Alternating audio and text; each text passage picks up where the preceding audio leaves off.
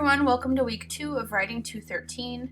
Each week I'll post a short video like this one that overviews our work for the week. Of course, you're always welcome to let me know if you have questions. You can type your questions in the classroom, anywhere that you can leave a comment, either private or publicly. You can email me, you can give me a call, or meet me during my office hours in Google Meet. So I'm going to go ahead and scroll down here to Module 2, which is what we're starting this week. It's a career research project, a research paper that gives you an opportunity to dig into some career possibilities. So I'm going to invite you with this module to start by looking at the final assignment, which is down here in week 6. You can find full details by clicking on the assignment. In brief, this is about a 1,000-page research project in which you're going to explore a potential career.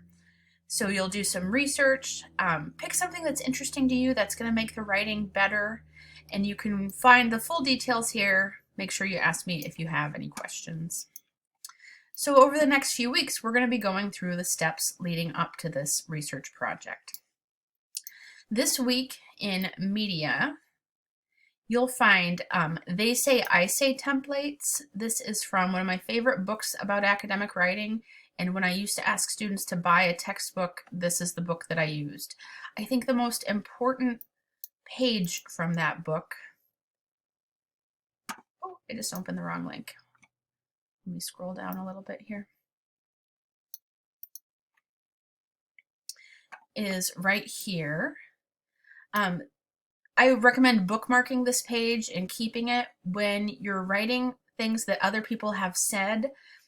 These templates show you common forms used in academic writing that give you the turn of phrase to show your reader how you're interacting with texts in different kinds of ways. So please read this set of templates carefully and make sure that you have it saved for future use. I'll include this in the classroom again as we move forward.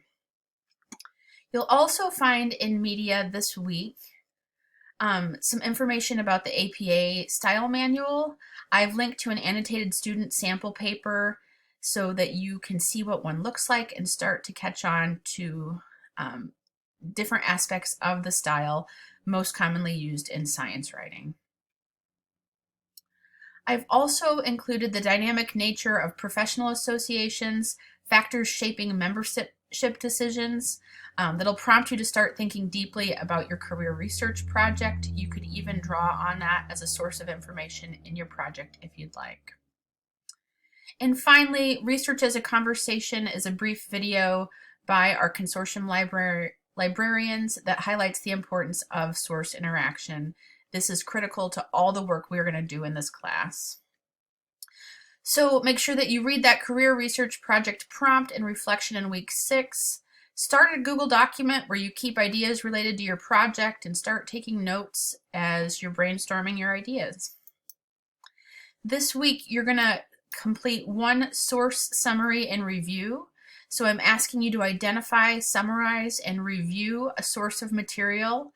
This will help you get started on your research. It'll also give you a low-stakes opportunity to turn in a reference entry that gives the reader details about the source that you're using, and I can give you feedback on that so you're sure that you have it correct when you turn in your final, the final draft of your career research project. I've also asked you to complete a science communication inventory. This assignment is really similar to the introduction in that when you arrive here on page 1, I've given you instructions. I've provided my own science communication inventory here, and I'll ask you to write yours below and to read one another's science communication inventories to get to know one another and the dynamic nature of science writing and how it's changing, how it's interesting and not to different people. And then finally, this week, you're also going to complete a large group research project or large group workshop. We'll do this for all of our major projects. This gives you a chance to look at work that was completed by a former student in this class who gave me permission to use their writing anonymously as a sample. So you will look through this paper. Let me show you my editing tools here. And you might make some kind of a suggestion, like, for example, Department of Writing and University of Alaska, Anchorage should be on one line. And so you could either highlight these and make a comment that says this part of the title page should be on one line, or you can use the editing feature to show that edit. Either way is fine.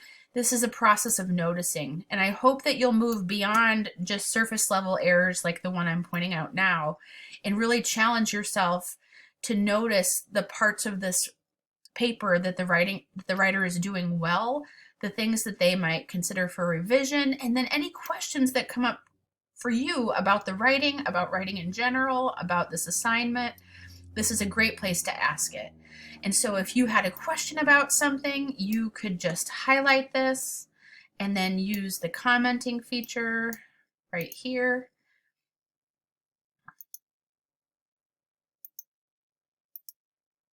To ask a question of me or your peers.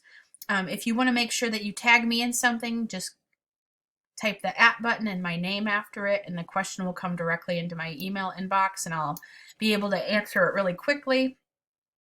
Don't focus all on sentence level errors. If you see an obvious punctuation error, go ahead and edit it. But otherwise, I want you to stay focused on higher order concerns, the content. Be focused on what makes the paper interesting or not. What are some highlights or some favorite parts of the piece? I've provided some guiding questions for you here in the assignment itself. So this is something that we'll go through each time we work on a new project. We'll also do a small group workshop next week in week 3, where you do the same thing with a different sample paper with a smaller group of your peers. So be aware that there's going to be 22 of you working on the large group workshop, but next week I'll have you workshop with a group of probably about 4 students. That gives you a sense to look at a piece of authentic writing, not professional writing. This is writing that's written by Writing 213 students. The writings that I have chosen are not perfect, but they're usually pretty good. They have some important qualities. They also have mistakes that you're going to notice. Nobody writes great writing. Nobody writes great research projects in a few weeks. That's a challenge you have as a student, but you can do your best. And you can notice the things that are going well in these sample papers and the things that the writers should do for revision. And most importantly, you're growing by asking questions and bringing your readerly and writerly awareness to the project. So look for my video again next week. Make sure that by the end of this week, you've completed the syllabus quiz and your introduction. They're both due tomorrow. And then next week, that you are aware that you have these 3 assignments that are due a week from tomorrow. Take care, everyone, and make sure you ask me if any questions come up.